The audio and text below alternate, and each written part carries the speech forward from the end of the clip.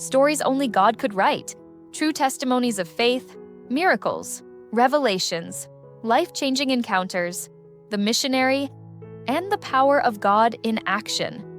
Get ready to be moved, to be inspired, and to renew your hope and your faith. What is heavier than stone and colder than winter? A human heart that has refused to forgive. How can two people share the same roof, sleep in the same house, and yet remain separated by a gulf of silence that stretches 30 years long? This is the story of Eleanor Vance, a woman whose life was frozen by a single act of betrayal, and the missionary who arrived with a divine key to melt the ice. It's a story that proves that no heart is too hard to be broken, and no bitterness is too old to be healed. Our story begins in the stunning Spanish moss-draped historic district of Savannah, Georgia. Here lives Eleanor Vance, a woman in her early 70s. To her neighbors, she is a model of Southern propriety. Her home is immaculate, her garden is perfect, and her posture is always rigid. But this perfection is a fortress. Inside, the house is cold, silent, and suffocatingly clean. Eleanor's life is a ritual of avoidance. Her husband of 50 years, Arthur Vance, also lives in the house, but he is treated as living furniture. Eleanor prepares his meals and places them on the kitchen counter without a word. They have not had a real conversation, shared a laugh, or exchanged a look of kindness in 3 decades. Eleanor is a woman consumed by a deep glacial bitterness. This bitterness is her shield, her identity, and her poison. She is not just sad. She is rancorous, sharp, and isolating. Her greatest fear isn't loneliness, it's the vulnerability that comes with forgiveness. She has built her entire life around this wound, protecting it, feeding it, and ensuring that her husband, Arthur, understands the full weight of his transgression every single silent day. The problem is the silence, and the silence is about to be amplified by a new crisis. Arthur, now frail and suffering from a failing heart, has become a living reminder of Eleanor's 30-year-old pain. His physical weakness isn't softening her heart, it's hardening it. In her twisted view, his failing health is a slow, methodical divine justice for the pain he caused her. She performs the duties of a caregiver with cold, resentful efficiency, but offers no comfort. Arthur, a man defeated by decades of guilt, accepts this as his penance. He is dying, not just of heart failure, but of profound loneliness. Trapped in a house with the only woman he has ever loved, who looks at him with eyes of stone. This is the world that Sister Agnes, the missionary, steps into. Agnes is part of a local church outreach, checking on the elderly residents in the district.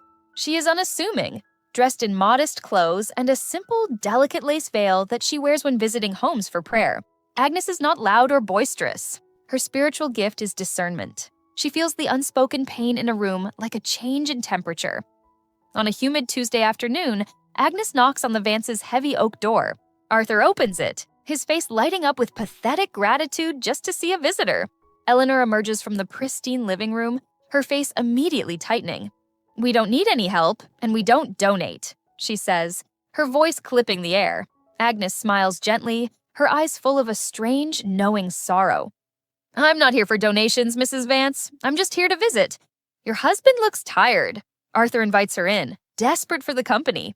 Eleanor stands stiffly by the fireplace, her arms crossed, watching Agnes with suspicion. Agnes sits, and for a few minutes she makes small talk with Arthur, but her spiritual attention is locked onto Eleanor. Agnes feels the suffocating weight of 3 decades of unforgiveness in the room. It feels, she would later describe, like a physical weight of ice pressing on her chest. After a few moments of polite conversation, Agnes turns her full attention to the hostile woman by the fireplace. "Eleanor," she says softly, "I'm a missionary. My purpose is to bring peace to homes that are in pain. And this home is screaming with pain." Eleanor scoffs. "You know nothing about this home."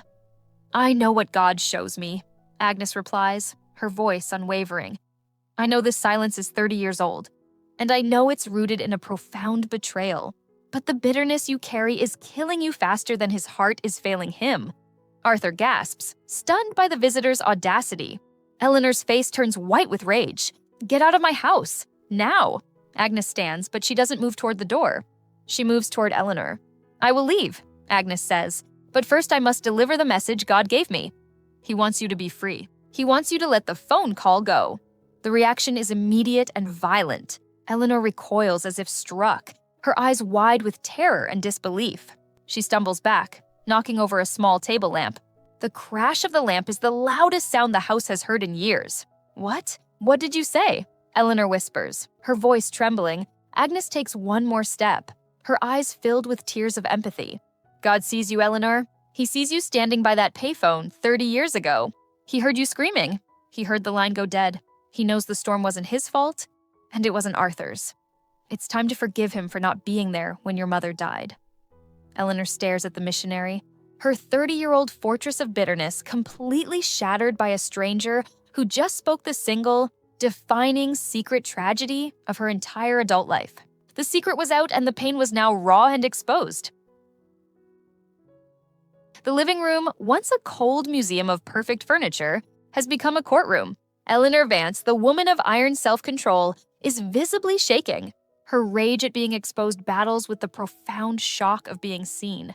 You have no right, she chokes out. You have no right to come in here and speak of things you do not understand. Sister Agnes does not back down. Her voice remains gentle, but it carries the undeniable weight of truth. I don't understand it, Eleanor, she says, but God does, and he wants this poison out of your home. He showed me the vision so you would know this is not a guess. This is an intervention. Arthur, who had been frozen in his chair, finally speaks, his voice a frail whisper. Please, Eleanor, listen to her, please. Agnes turns to him, then back to Eleanor. The vision was so clear, Agnes continues, painting the scene that God revealed to her. I saw you. You were younger, standing in a hospital hallway, clutching a payphone receiver. I saw you begging Arthur, begging him to come home. You told him your mother was fading fast. But he was in Atlanta at a conference, about to secure the promotion that would define his career.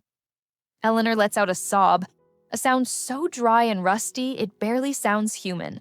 She remembers it like it was yesterday. The cold tile of the hospital floor, the sterile smell, her mother dying in a room just down the hall asking for him.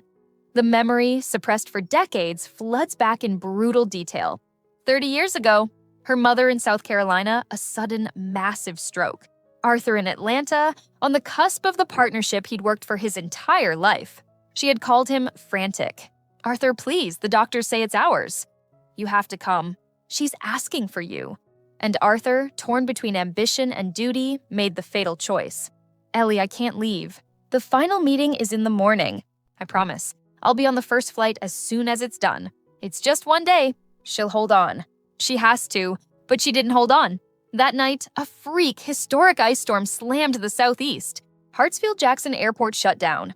The interstates were closed. Eleanor was completely alone. She called his hotel room again and again, but he couldn't get out. When her mother passed just after dawn, Eleanor was holding the phone, listening to the silence on the other end, her heart turning to stone.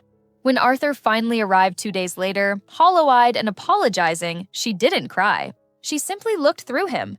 You chose a job over me, she stated, and the silence began.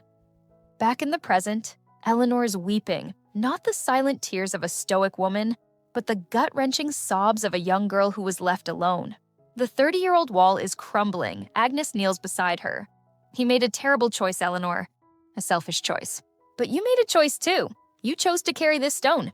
You chose to let the bitterness over that one night erase 50 years of a life you built together. You didn't just lose your mother. You willingly sacrificed your husband on the same altar of resentment. You have been in a prison of your own making.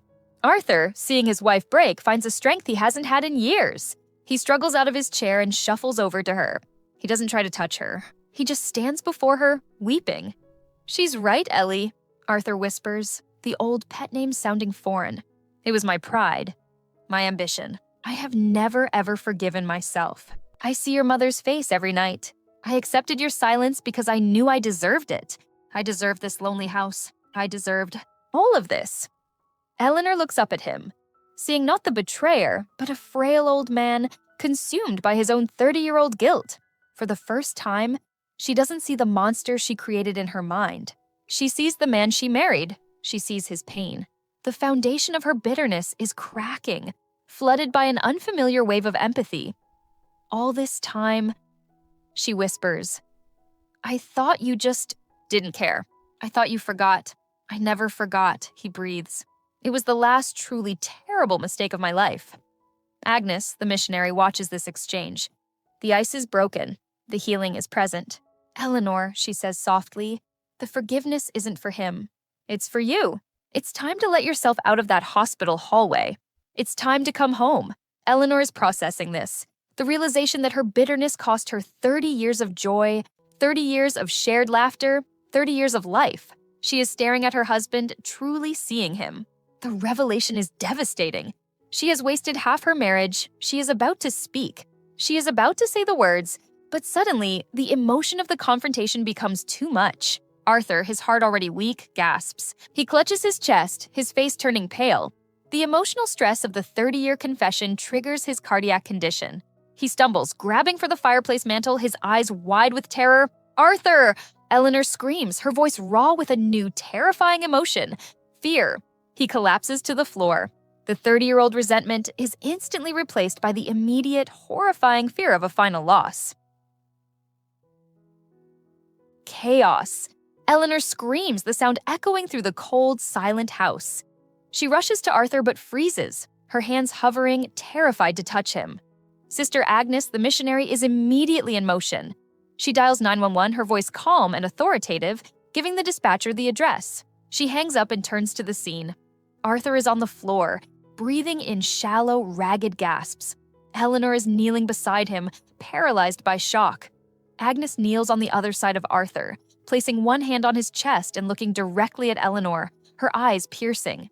"Eleanor, this is the moment. The paramedics are coming, but God is here now. He is offering you a choice. You can let him die with 30 years of hatred between you, or you can release the forgiveness now and heal his spirit before he goes." "The choice is yours. Do not wait." The truth hits Eleanor with the force of a physical blow. This is the second deathbed she is being forced to attend. Her mother, alone. Now her husband, with her beside him, but still alone in her bitterness. The parallel, the cosmic repetition, shatters the last remaining piece of her pride. "No," Eleanor cries out, crawling closer to Arthur, finally grabbing his hand, the hand she hasn't willingly touched in decades. It's cold. Arthur, look at me," she commands, her voice desperate. He groans, his eyes fluttering open. "I forgive you," she sobs, leaning over his face. "Arthur, I forgive you. For the phone call, for the storm, for all of it. It doesn't matter. I'm sorry. I'm so sorry I wasted so much time. Please don't leave me alone again. I forgive you." She isn't just saying the words. She is screaming them, pushing them out with 30 years of pent-up anguish. The grandest miracle happens. It is not a flash of light. It is something deeper. As Eleanor speaks the words of forgiveness, Arthur, who was fighting for breath, suddenly stops struggling. A profound, visible peace settles over his features. His breathing doesn't stop. It stabilizes. It becomes deep and even. Just as the sound of sirens grows louder outside, Arthur manages to turn his hand over and weakly, but deliberately, squeeze hers. Arthur survives.